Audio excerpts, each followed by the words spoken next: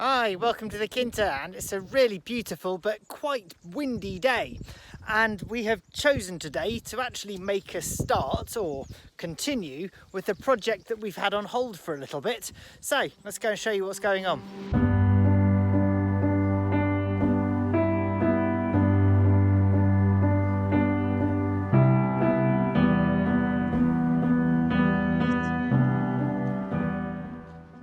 First of today's task is to unload the scaffolding which I've been lent from the back of the truck and get that out of the way, because we then need to load up with the load of scrap metal that's been hanging around and generally tripping us up for ages.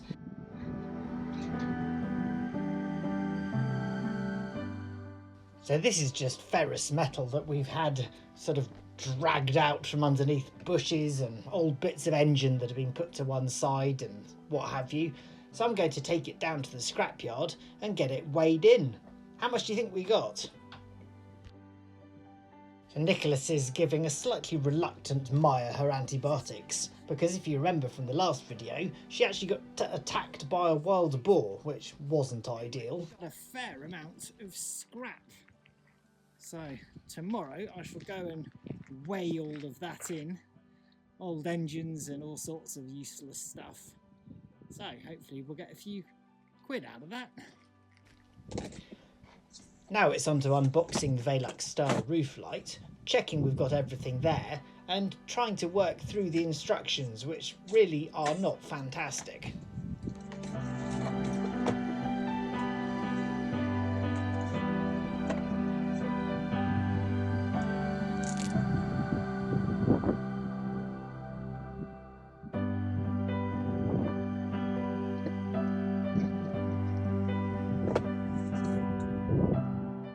We've got to get the actual window out of the frame, and this is done by unclipping two little clips on the side, and it's a little bit of a dodgy thing to be doing, to be handling the glass like this, but it's essential because the next thing is to fit it onto the roof, the frame that is.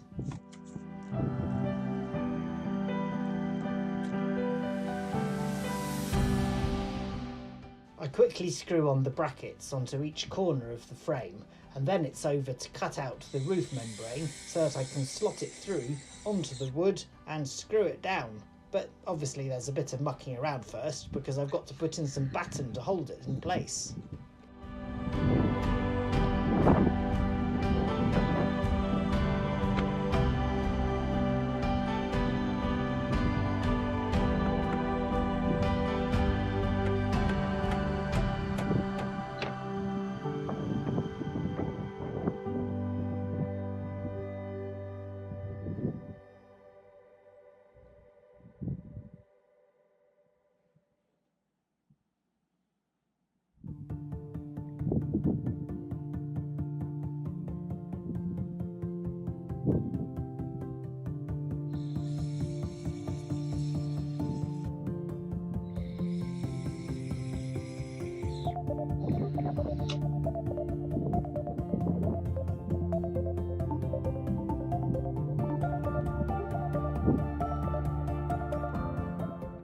I test fit the window to make sure it's all square, and then it's got to come straight back out so that I can fit the flashing to keep all the weather out.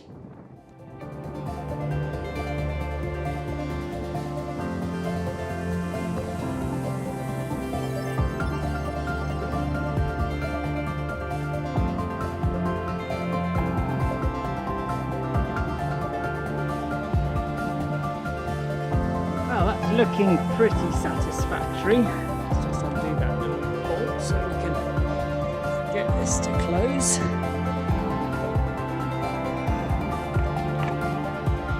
And it seems to sit pretty square. That's the one I did yesterday. So now I need to weatherproof it. So let's go and have a look at what the flashing looks like. In addition to this slot, which comes with the Velux, and that's just the basic kit that goes around the top of the frame, I also have a flashing kit.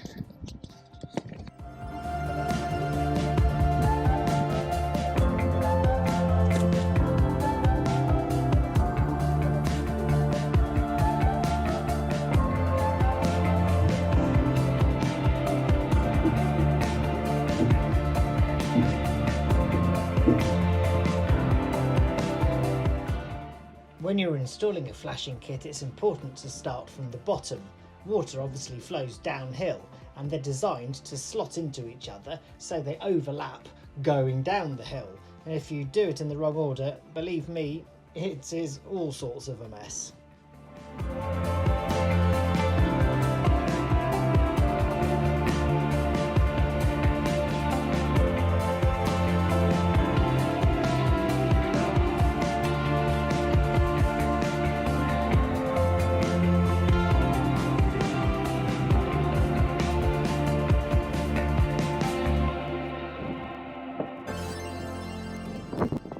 I work my way around, putting on the sides and then round to the top, and it's actually going together really easily. It took me a lot less time doing it today than it did the one I did yesterday, and I guess that's just how you learn. It's actually made of really thin metal, so I'm being very careful not to damage it. It's only, I think, about 1mm thick aluminium.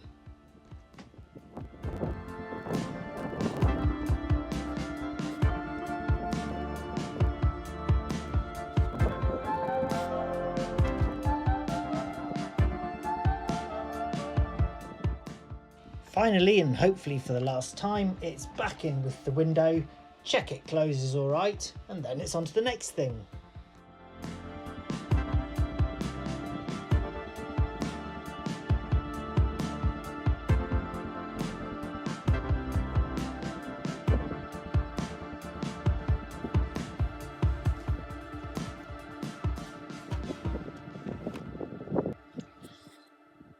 So one thing I forgot to show, see mainly my shadow, I needed to put in these little gutters. I'll show you this side, probably see it more easily, just to make sure that any water coming down here doesn't come up against the back of the Velux. So that literally just took 2 minutes. I slit a little slot out of the battens and then chucked in the little thing underneath.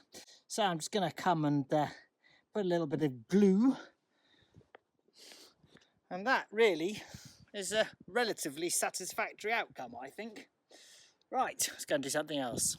One is slightly higher than the other one, but that's because I mucked it up. I think you'll agree on two things.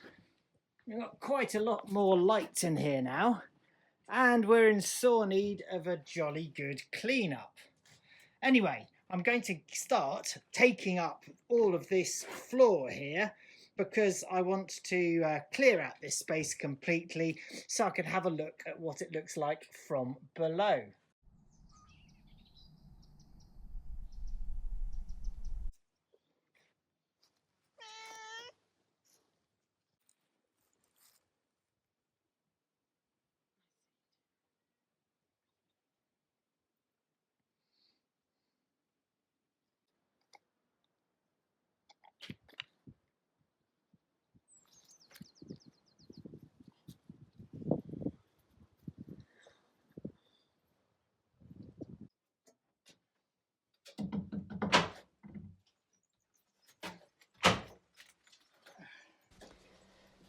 This floor really is a little bit dodgy. It's bouncing all over the place, mainly because the timbers have gone soft because they're all rotten. So it doesn't feel that safe standing up here, and you can probably see by the amount the camera is bumping around when I do actually pull these nails out how flexible it all is.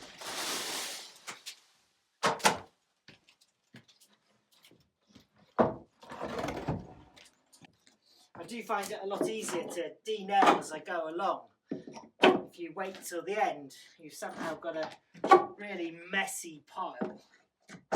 There we go, you can see all the way up to the top now. Pretty cool. So once this is all out, the amount of light that we're going to have to work with down here is going to be greatly improved.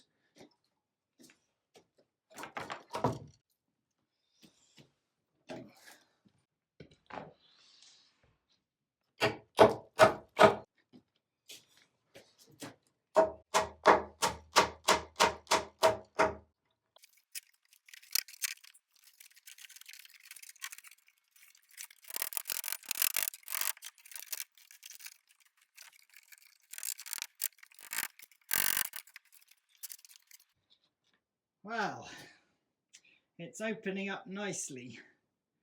It does feel a little bit sketchy, but I think this beam that you can see here is about 1/3 of the way. And this is going to be one bedroom. And of course, behind me here is going to be another bedroom.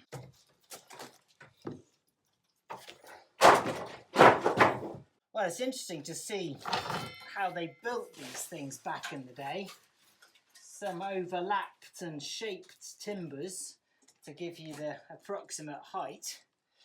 And they're sort of just butted into this beam, which is still relatively strong. What are we sitting on? About 2 inches there. But this is chestnut, so it's relatively strong wood. These are the planks I've put to one side. They're all pretty good. They'll need a little bit of squaring up. But the rest that isn't so good has gone downstairs. Back out into the sun. Glorious. If a little bit windy still. This looks pretty spectacular now. All that light flooding in. I could have put bigger Veluxes in, but I didn't want to go and be chopping up the beams and the roof joists. And looking up at the moment does make me think, would it be nice to have effectively 2 mezzanines instead of having 2 sort of proper bedrooms? Let me know what you think in the comments, but having it as a more open space might be really, really nice. If you've been following the channel for a while, thanks very much indeed, you'll know that we started the tiny house project way back in spring last year. And these things, they never quite go to timescale. But we've had so much else on that, to be honest, got a little bit lost in just everyday jobs. And then I managed to let it slip into winter. Luckily, it was watertight by then, more or less. But that was a really bad thing to do. I should have really cracked on and finished all the brickwork. As it was, I needed to find some scaffolding, and by the time I did find some scaffolding, it was November, late November, and the weather changed, of course. It got cold, and the motivation to do stuff just tailed off. And although we had a really nice December and literally no rain, it was the driest since 1931. We were in the UK for a week of it. There's Christmas, there's birthdays, there's New Year, and it just didn't get going again. And this is all on me. This is me not pulling my finger out. And I think you'll have seen in other videos in the region, because I suspect that quite a few of you follow our friends as well, and I'll put some links down to them below if you don't. It's been very, very damp, very, very cold, and again we use lime rather than cement, and that doesn't like really cold weather. And of course, if it's wet, it just gets washed away anyway. So it all conspired to me being a little bit on the back foot as to when I was going to get this going. So it really was how we started the video today, getting rid of all that scrap out of the way, revealing the building, starting to think about what we were actually going to do and why we were doing it. Anyway, so there's a little explanation as to why things have been a bit slack. Thanks very much indeed for coming on the journey. Please do hit like and subscribe, it really helps. And let us know in the comments what you think I should be doing on the inside. I've got loads of ideas and I've got some drawings, but seeing those floorboards come out and seeing all the way to the top, I am thinking, well, is it a mezzanine, half a mezzanine, 1 bedroom? I don't really know. Take care. See you next time. Timing, Keith.